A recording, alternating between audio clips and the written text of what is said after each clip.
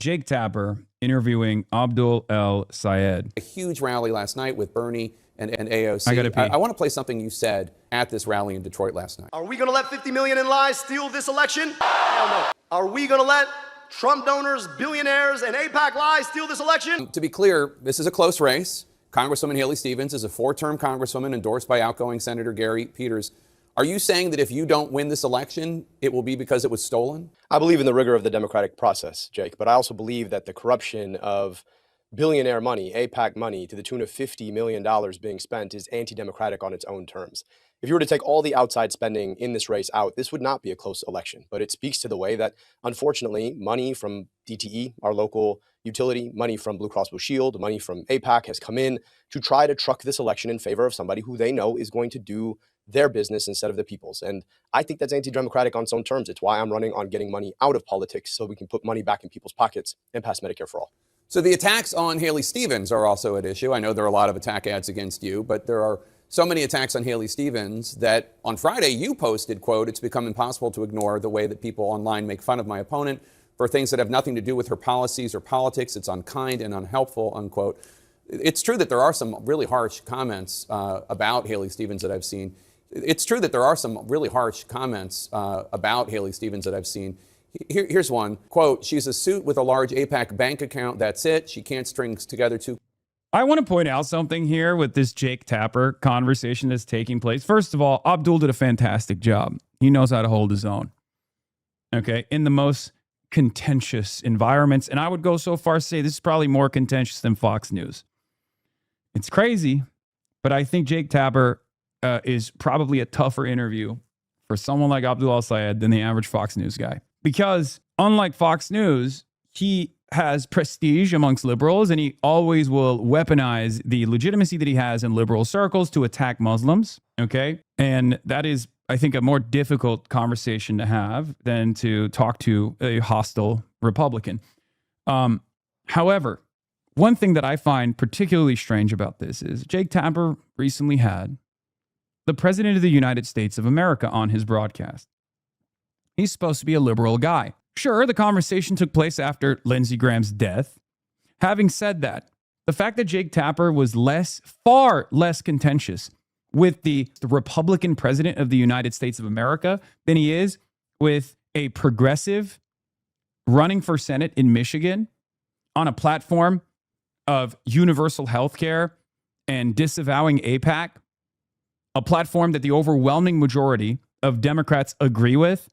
The fact that he's more contentious on an interview like this shows exactly what Jake Tapper believes. Jake Tapper finds Abdul El-Sayed to be a far more negative influence in American politics than even Donald Trump. It's clear. It's clear. Coherent sentences. She's a sellout who forgot how to think for herself. Corporate money can't buy her personality. You said we should beat the Republicans? Are you a beater? Aren't you woke Trump?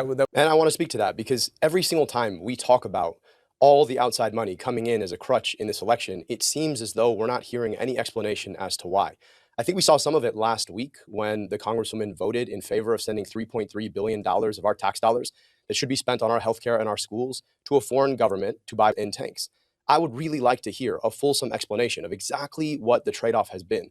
And unfortunately, $50 million doesn't fall off trees, doesn't come from nowhere. It comes because there's been some expectation on the back. So I want to know what was said to get that money into this election. But I'll be clear, I don't think it's kind to make fun of somebody for how they talk or how they show up. I also don't think it's kind to make insinuations about somebody's character as is being done to the tune of tens of millions of dollars. And here's the thing about it. I've known I think one is far worse than the other, by the way, because Abdul's statements against Haley Stevens are nothing in comparison to what Haley Stevens' campaign backed by $50 million of ad spend look like. They're smearing him. They're calling him a misogynist. They don't have any evidence for this other than he disagreed with powerful women at different points in his life. It's such a ridiculous. It is the lowest I've seen these go. And then besides that, of course, not so subtly, terror jacketing him, saying he is a violent, woman-hating, anti-Semitic Muslim. You know how those guys are. That's the implication, right? The implication here is Abdul Rahman Mohammed El-Sayed is a dangerous, aggressive, woman-hating, anti-Semitic Muslim. Now, of course, it's the Democratic Party primary, which is precisely the reason why they can't say it to that degree, right? They can't do that. Republicans will do that because they know that if they go too hard, they'll overplay their hand and liberals will get annoyed with it. So they're trying to tactically imply without outwardly saying it. Republicans will say it with their full chest, but it won't matter at that point because obviously all the liberals are going to be on the side of Abdul al-Sayed. Congresswoman for a very long time. In fact, she's met my daughters. My daughter, 8 years old. Apparently, the College Democrats of America was sponsored by J Street. I know. Yeah. And J Street came out and said, look, we have our disagreements with Hasan Piker, but we have no problem. We're honored to sponsor the College Democrats of America. Because guess what? While I have my disagreements with J Street, they're not insane, okay? They're not as insane as like the AIPAC-backed Democrats are. They can read the room. And now they're yelling at J Street over it. What they don't know is like I've been trying to even have a conversation with Jeremy Ben-Ami, the president of J Street. She told her, you should be really proud of your dad, although her allies are now running ads to say that somehow I'm disrespectful to women. Yeah. Breaking. Jewish Insider via Haley Cohen. College Dems conference co-sponsored by J Street is featuring Hasan Piker. J Street president Jeremy Ben-Ami said his organization is proud to sponsor the event. Show up would be an abdication of our responsibility to make the case for our pro-Israel views, J Street said. Okay? Ultimately, J Street understands that there is a much wider diversity of opinion on the issue of Israel on the Democratic Party side, and if they want to continue to maintain a level of support for Israel amongst Democrats, they have to allow people like myself to be a part of this equation because I'm far closer to the average person's perspective than they are.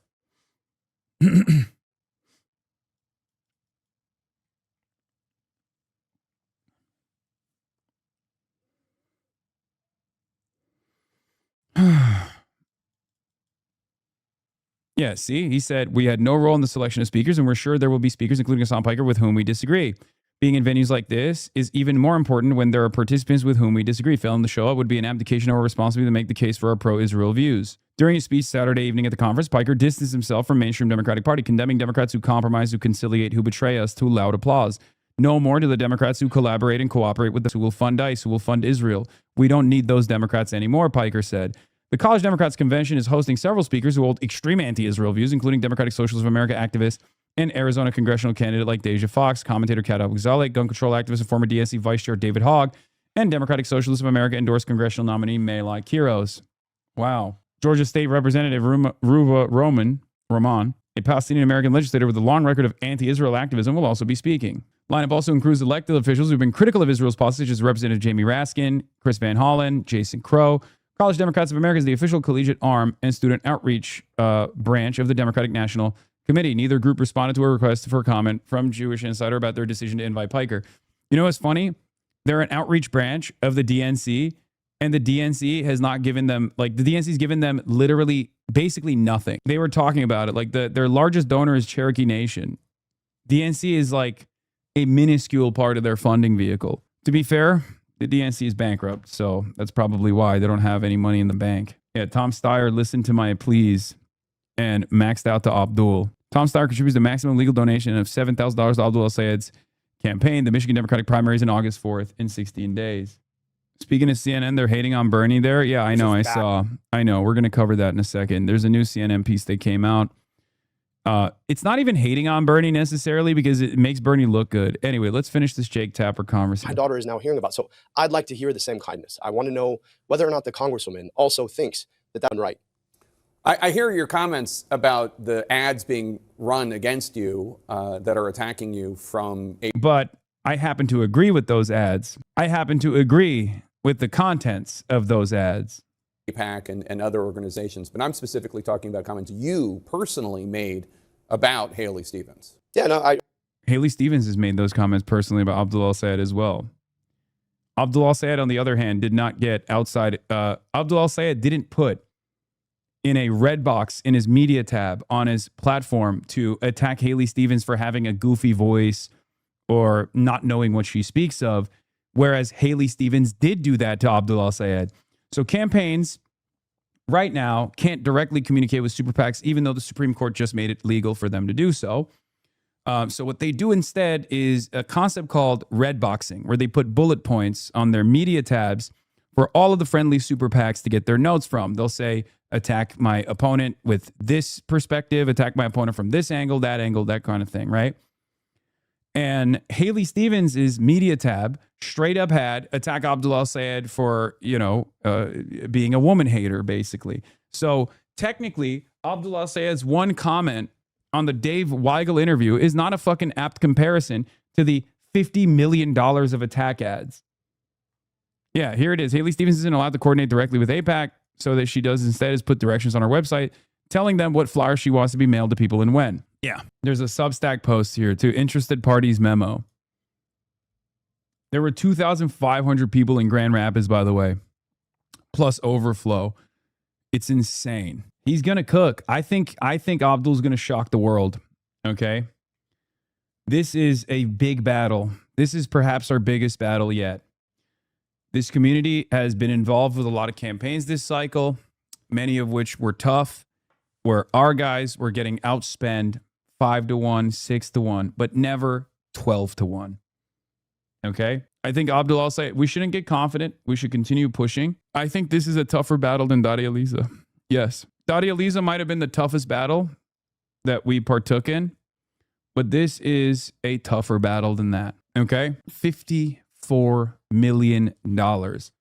That's the amount of moneyed interest that we're fighting against. That's precisely the reason why the approach is only going to get harder, because mainstream media is also terrified, or at least the actors within mainstream outlets that are worried about an anti-Israel senator winning are going to do everything in their power to try and rat fuck this candidacy. This on top of the corporate entities that are dumping, again, $54 million. But as I always say, they have the money, but we have the people.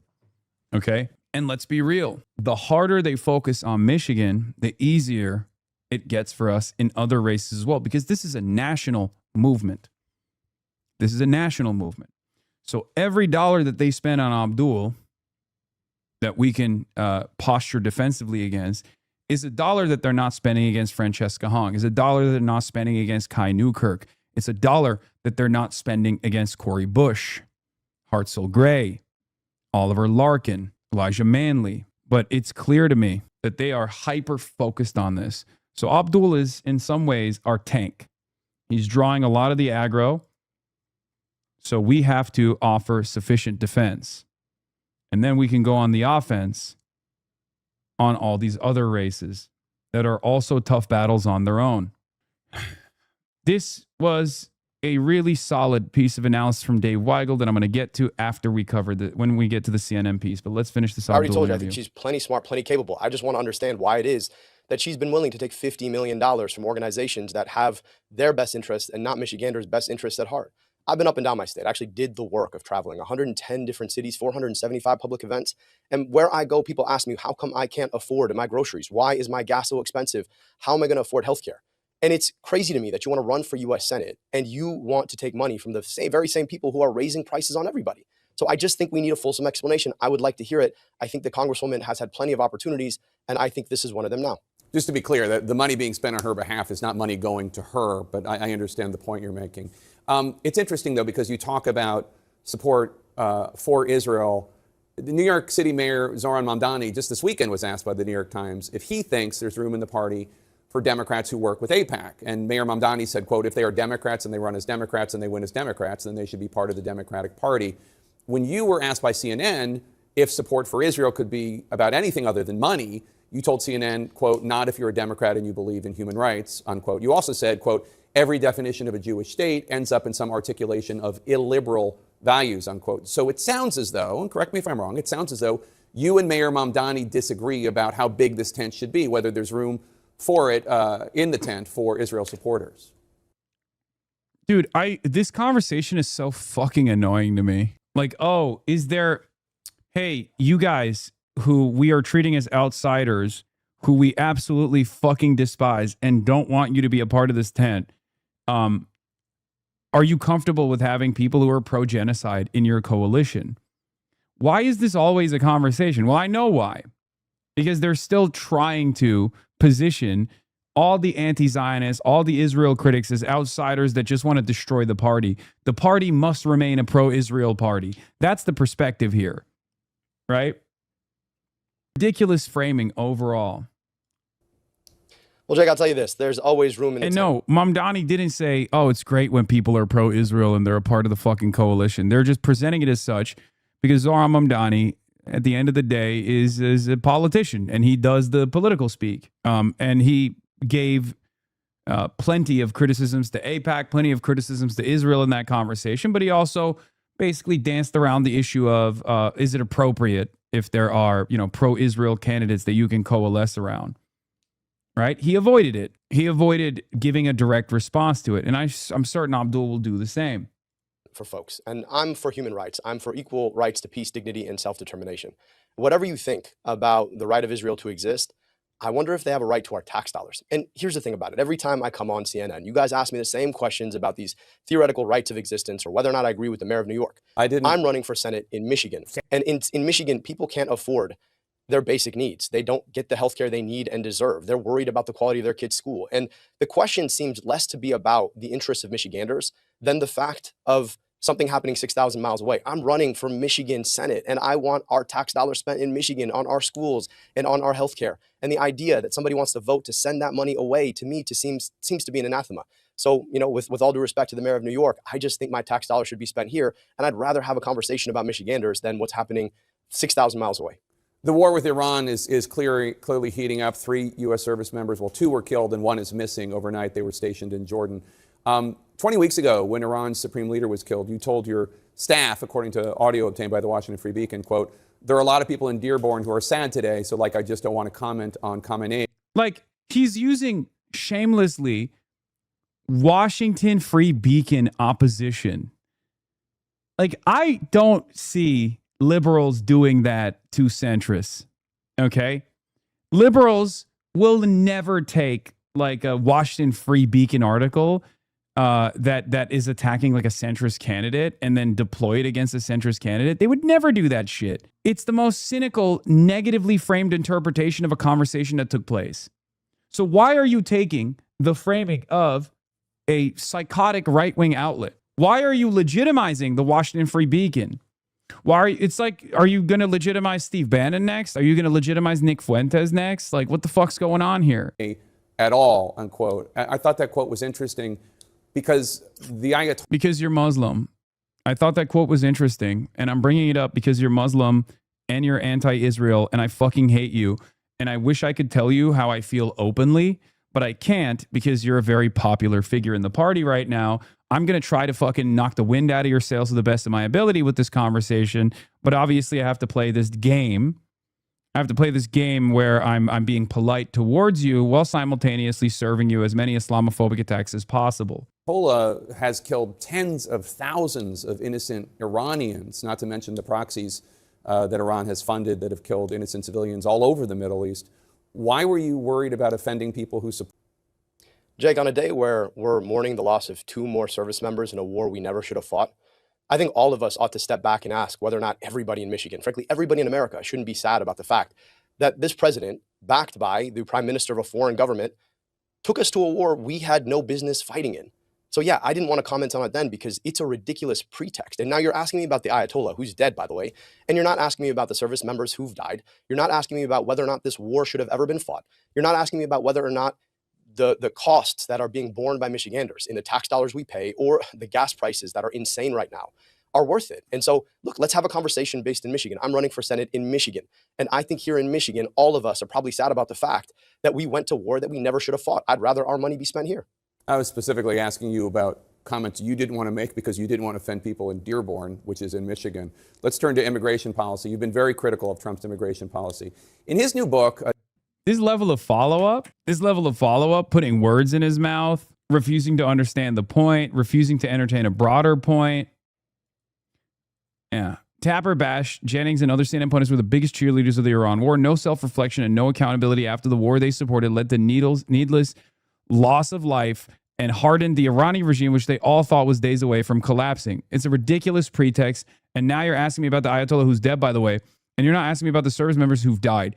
You're not asking me about whether or not this war should have been ever fought, because Jake Tapper supported the war. You never said anything about fucking offending people? I know, he didn't. About comments you didn't want to make because you didn't want to offend people in Dearborn, which is in Michigan. Let's turn to immigration policy. You've been very critical of Trump's immigration policy. In his new book, a Democratic former Senator Ken Salazar, who served as the U.S. ambassador to Mexico under President Biden, he says basically that the Biden administration was asleep on the wheel on immigration. He calls the Biden policies on political failure. I know you object to the Trump policy, and I know there are lots of reasons you do. Do you have any criticisms of the Biden immigration policy? I think we could have done much better. I believe in a safe and secure border, full stop. I also believe that we have to be smart about the fact that right now, ICE is being used to terrorize people on our streets. We talk about 2 more deaths in the last 2 weeks alone. At the edge of a force that should not exist, we can have immigration policy that is smart, that keeps our southern border safe, that enforces our immigration laws, but not in a way that tears apart the Constitution itself. So yes, I think we could have done a better job. I think it's important for us to be smart. Now, I just want to push back on one thing. You've got this administration. They're making a show out of ICE enforcements. And at the same time, they're making it fundamentally unlivable for people south of our southern border. How does that make sense at all? This whole point of the Trump administration is to weaponize immigration against the Constitution itself. And I think the more we're willing to talk about that, the further we go in actually getting to an immigration policy that makes sense in this country. I say that Abdul is running a campaign. AOC rallies with Michigan's Abdul al-Sayed. Fuck yeah. I mean, this brings a smile to my face, tear to my eye. This is great. This is why it's important to build a motherfucking movement, folks. It's important to build a coalition. This is, and I need you to understand, in some ways, this is the easiest it's going to get. But also, in many respects, we will have more numbers later down the line. Okay? So no matter how hard it gets, we will have more soldiers to fight centrist forces against the right-wing forces within the center of power in the Democratic Party. That's it. But make no mistake, today it's $54 million. Tomorrow it'll be 100. They're not going to stop. They're not going to stop. That much is clear to me. They're not going to stop until it's undeniable. And then I guess they'll move on to different tactics.